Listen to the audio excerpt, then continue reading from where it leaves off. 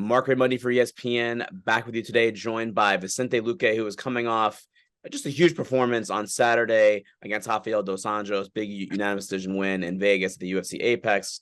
Vicente, I mean, it's a win against Rafael Dos Anjos, right? So it's already, no matter what, already a big win. He's a former UFC lightweight champion. He's still one of the best guys in the world in two divisions. But this was a bigger win for you than just, a win on Saturday, a win against RDA. This was almost a battle with perseverance and will. You had a lot of injuries going to this fight. One significant one. How big was this win for you? Man, I can honestly say this was the most important fight of my life. I think that, I had so much to really go there and show not only myself, but show the commission, show the UFC, show the fans, and not about, I don't have to show nothing to people, but at some point, like the commission was worried and nobody knew how it was going to be, this comeback. So I had to, in a way, show that I was ready, that I was, that I still can be dominant. And I felt like I showed that the best way possible. I showed a whole new version of myself. I did something that many people are not able to do against a guy like Rafael Dos Anjos, and definitely something that I've never done before. And I was able to go out there, have, a great dominant performance in a game that, man, he is known for. And I had the cardio to push that, and to push the pace and to do what I did. So yeah, I'm really excited. I think it couldn't be better. And there were many challenges, but I was able to overcome them. And it was your first fight in over a year. And for people who don't know, in August 2022, you fought Geoff Neal. You lost by knockout, and you were diagnosed with a brain hemorrhage. A bleed on the brain. I mean, I can't even imagine what your reaction might have been when the doctors told you that. How soon after the fight did they tell you that, and what was your feelings regarding that?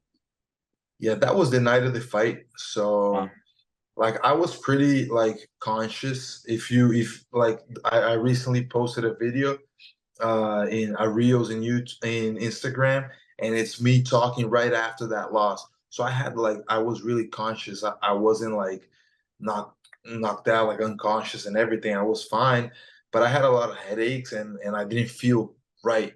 And then they told me what was going on and that I had to stay there and I had to rest. And this was something that was going to require a lot of attention.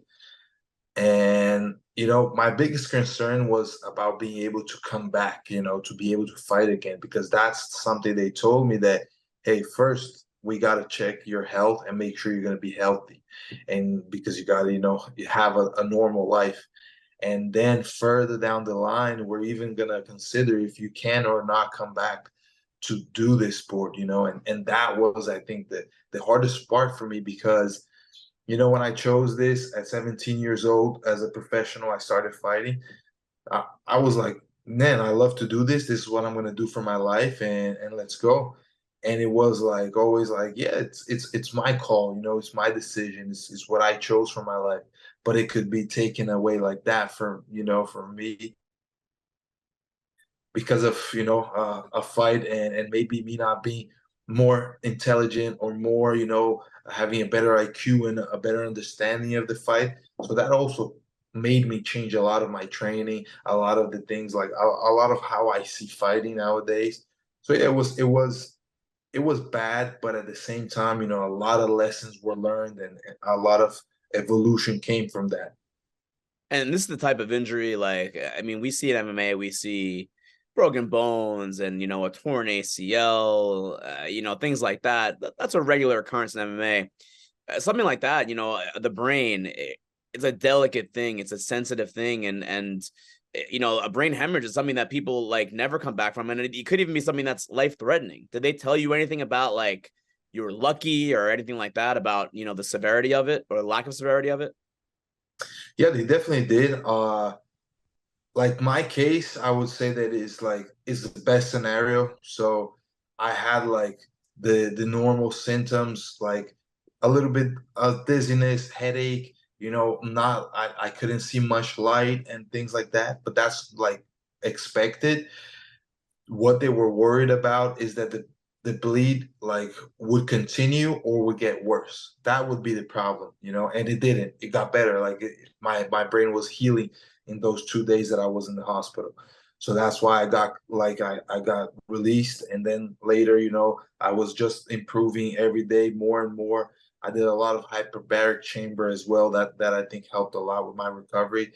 But you know, they said like if it hadn't been the way it was for me, like maybe I would have to have surgery or things like that. And that would definitely be the end of my career, you know, having that kind of surgery and intervention. That's it. You know, I wouldn't have even the option to try to get cleared. So really, I was extremely fortunate and blessed to be able to go like this is not something normal, you know. I don't know how many times it has happened in MMA, but it's not something normal. I think you have to have the perfect combination of a guy like Geoff that hits hard and a guy like me that can take so much damage, you know, that at the end, like I think I would even blame like how much damage I can take that I wasn't completely knocked out quick by Geoff. You know, I was multiple times knocked down and hit, but I was just persevering and trying to fight through that. At the end of the day, it was not good for me, like health wise. But you know, yeah, it was. I could say like I'm really blessed and lucky, you know, for having you know walking out of this the way I did. But at the same time, like I didn't just sit down and say, "Hey, okay, good that this went on like this. That I'm not gonna, you know, that I didn't have anything major. Let's keep on doing the same thing." I'm like, no, this happened for a reason. I must learn from this. You know, first of all, I must recover, do the best for my body to heal, and then let me change. You know, a lot of things that I can develop and become a better fighter, and also safer fighter for my own well-being. Like we mentioned like before that we see a lot of injuries in MMA, and we kind of know the treatment for these injuries. Like you tear your ACL, you need surgery. You know, if you get a broken bone, you put a rod in it. How do you treat a brain hemorrhage? What was the treatment process for that? So most of it really is time and like not training. So the Just first rest. month, like you don't want to put any kind of like pressure into the head. So no exercising, just resting, stay in the dark. That's something really good. Stay a lot as long as you can in the dark. Not much screens as well. So try not to, you know, be on the phone and be on like just distract myself, maybe reading, doing things like that. And what did help me a lot was the hyperbaric chamber. So that's something that, you know, even like guys that come back, like veterans that come, you know, injured with from explosions and different things, they have even worse, you know, damage than I do. And they have great results with hyperbaric chamber just because it that extra oxygen makes your healing much quicker and it goes in right because you're breathing so it goes all into your whole body and that was something that did help me a lot. I did over like I think 40 sessions of it, and it was really good. I felt improvement like really quick once I started that. I know that you said like immediately you were worried about maybe not being able to fight again, but I have to ask you like because it is the brain, and you know you're still a young guy. You're just in your 30s, right? You're 31, I think, right, Vicente? Uh, Yes. you have a long life to live, and you had this happen to you. You try to fight again. You know, God forbid something happens. Did anything ever like part of you say maybe let's pump the brakes and let's not get back in the cage so soon, or maybe ever again? No, not really. I mean, I just love this, and you know, I think that I was like I saw a lot of specialists and a lot of guys that have worked with a lot of damage like this, and from all my exams and everything, first they could like look at my brain and see if there was any previous, like even concussions or whatever, like anything that showed that possibility, and I had none. So there was no previous, you know, injury or anything like that. And once, like about 2 or 3 months after the injury, you couldn't even see that actual injury. So now my brain looks like it's a normal brain. You cannot see what happened in it. And also they have like this scan where you see only the veins and arteries separate. And that's to really analyze if there was any kind of deformation or anything, and everything is also normal. And the final, the final diagnosis and what they told me, like, is that, at this point I am like I was before. So like, this could happen again. Yeah, maybe if the same circumstance happen, it does, but it's not like I'm not vulnerable. It's not like I'm gonna get hit once, and because that happened before, it could happen again. My brain is just like if it was new. So it's not like I don't got less, less ability to take the damage. It's just something that I myself realize, hey, I could be smarter with my head movement, my defense, and that's gonna extend my life as a fighter, and also gonna bring me better outcomes and better results. Absolutely. How soon did you get back into like full training after the injury? So sparring, it took me about 6 to 7 months, and that was more of like my own personal choice. I didn't want to rush into it just because, I felt like there was no need. I wanted to wait, when I really had decided that I was gonna, okay, now we're ready to look for a fight. That's when I want to start sparring again. And that was really good because it gave me extra time to work on other things. So I had extra sessions where I could work on more technique and more development. But physically, about 4 months, after 4 months, I was fully training, like, physically, so grappling, conditioning, and mitts, and everything. So everything that I could do without getting any impact to my head, I was already doing with about 4 months into recovery. Yeah. At any point did, friends and family say like, Vicente, like you don't need to do this. It's okay. There's other things. It's not, this is dangerous. I mean, what I did, like, I kept it very in a close circle with my family. So my mom, my dad, my wife, my cousin, which is like a brother to me, and just a few, like, people that really knew the full situation, how everything had gone. And these people are people that really support me and really know that, they always keep it real, and they always talk to me. So we always sat down and talk about the recovery and talk about how this, was going to happen, and if it was possible to get back, and to really look. And I think when developing, I think little by little, all of us realize that, yeah, it's gonna be, it's gonna be a scenario where you get back, and you're gonna get back better. So they were all supportive. And I think I really took my time. I went step by step. I didn't try to rush into it. First, like, the 1 year suspension, we only found out about it when I tried to get the fight in July 15th Wow. with Rafael.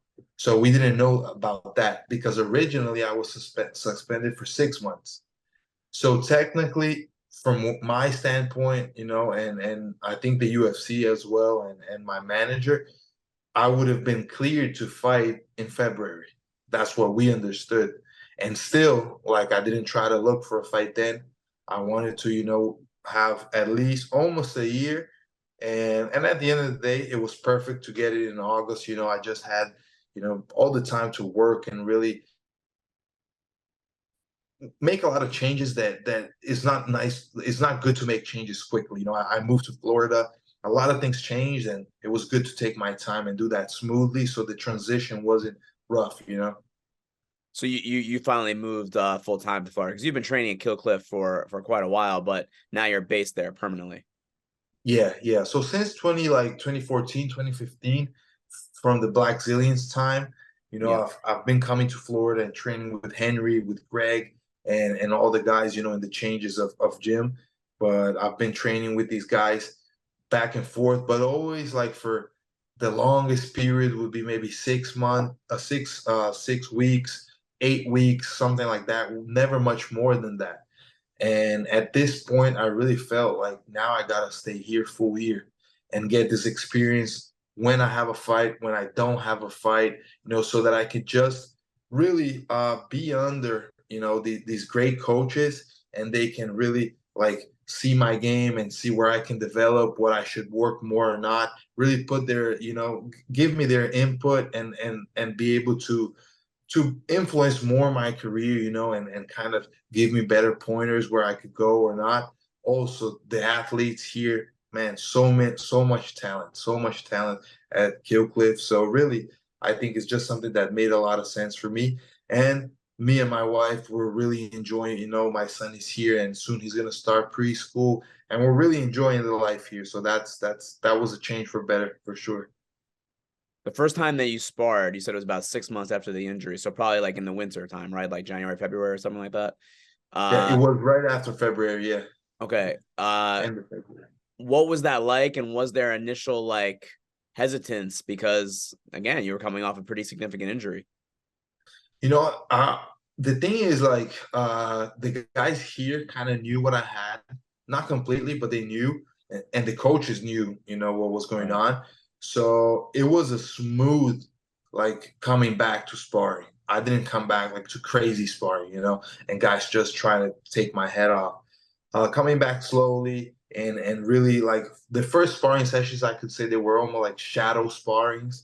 We did touch, but it was more about the speed, about the timing, and just getting, that movement in there. And I went, ramping up that kind of like energy. And but it has changed overall. I don't think I haven't sparred as I used to in the past, because I did spar really hard in the past, and it was just something that I liked and something that I've always had fun sparring. That's why I think I fought a long time the way I fought, because I really like to be in brawls. It's entertaining for me. Like I have fun in there, but I realized like, okay, I have more skill than that. I can develop more things in that. And that's what this sparring now has been for me. Sometimes I go into sparring and I maybe put myself to like, okay, I gotta connect 10 or 15 shots, but I gotta not be touched once or tops two times. So I kind of put these different objectives. So I'm going in there with an intention and not just going in there and let's see what happens. And that also makes it much safer. Like I'm not getting hit for nothing. I'm not getting like sloppy when I'm tired. When I'm tired, I'm also keeping myself aware, and that has improved my cardio, improved my whole fighting IQ, I believe. Yeah. You mentioned on Saturday that the first round, you were a little concerned, right? Because it was the first time back in the cage after the injury. What was that like in the first round against Dos Anjos? I think in the media day, and they asked me like, "Hey, are you gonna, did you get hit in sparring in a way that gave you confidence that you can take a punch?" And I was like, "Man, I don't think that nothing is gonna make it like a real fight, because a real fight is a real fight. There is the nervousness of am I gonna win or not? There are the little, UFC gloves and the guys hitting you with bad intentions. So it's different. So definitely that first round, it was like I feel like kind of like when I started fighting was kind of like that feeling of really, beginning all of this again, and not knowing how it is to get punched in the face. And then once the first round was on, I got some light hits and nothing too crazy, and I realized, okay, this is it. I'm ready to do what I've been preparing myself to. And then I started like making him miss a lot. Henry was always telling me, hey, let him reach. You don't gotta chase him, make him miss, and then you can counter or you can jab him at a distance because I got the longer reach. So all of that kind of during the fight started connecting, and I feel like it was a great, way to come back and to smoothly uh, get into this fighting again. And crazy to think that I did it against a former champ, a legend like Rafael, which is not an easy fight. He's a super dangerous guy, but still, like I managed to do it in a way that for me, like it felt like, okay, I can little by little start building up through the rounds and just getting more and more confident and realizing that, yeah, I am ready. I am 100%, like the doctors told me, like my coaches told me. And now I can really see that, yeah, that's for real. And let's do this. let's do what we got to do.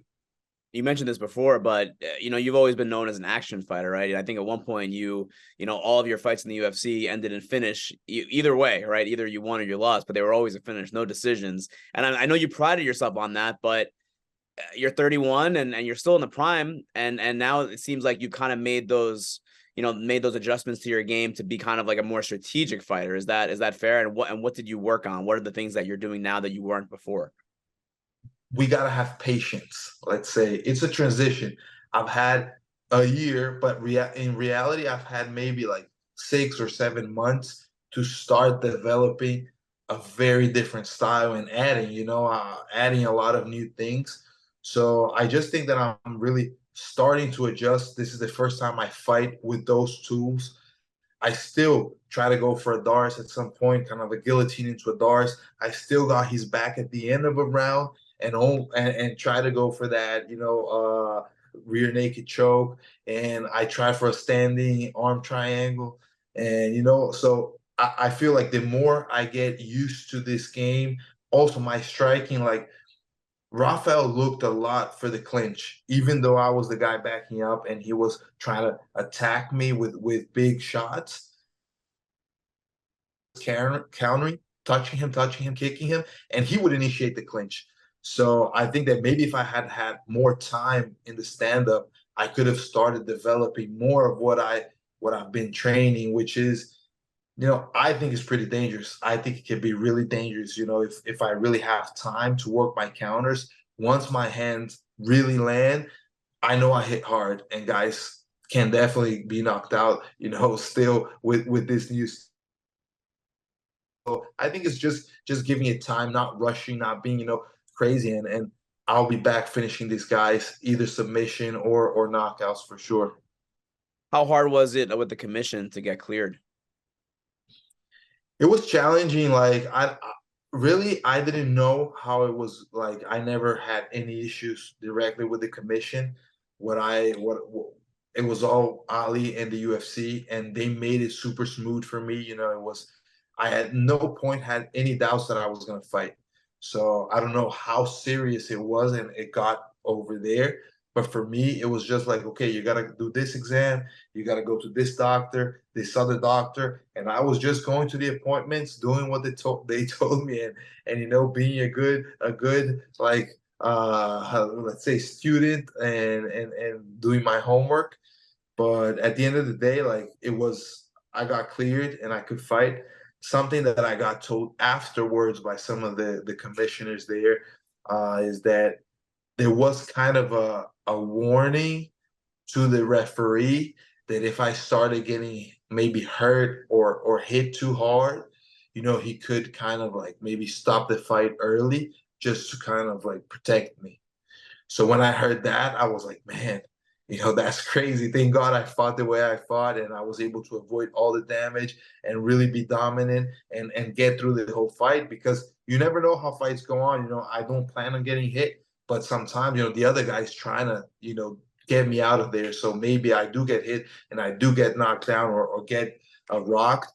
And that could have been it, that could have been it, even if I weren't hurt. But I understand, with the severity of what happened to me, there was a lot of doubt if everybody was doing, even though the exam said, hey, he's good, there's always that doubt.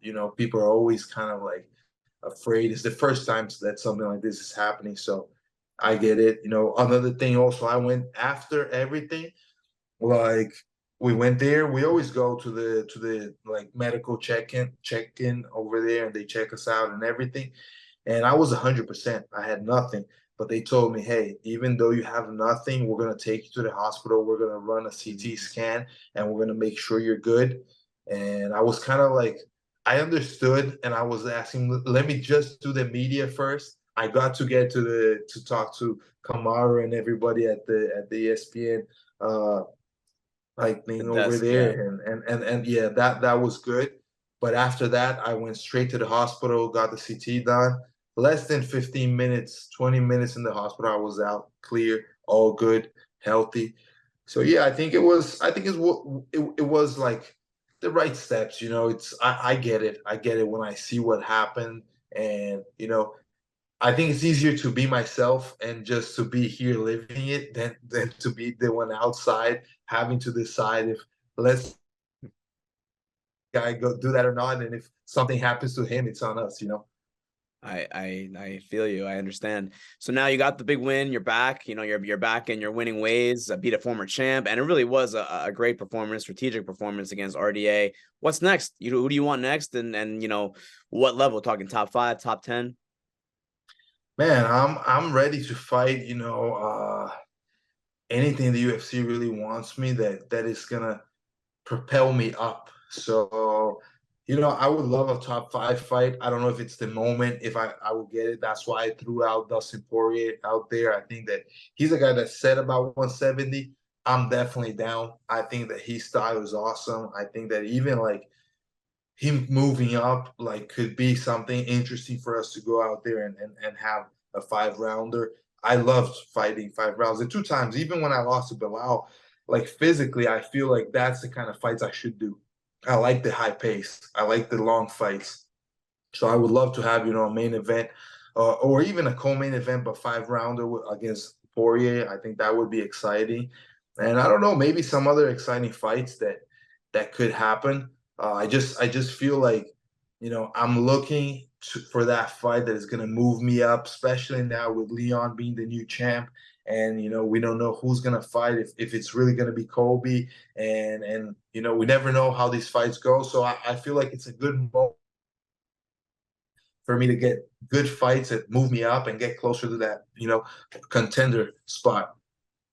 For sure, Vicente. Thank you so much. I know that was a not the easiest topic to discuss, but we appreciate it, and you know, best of luck, best wishes in the future.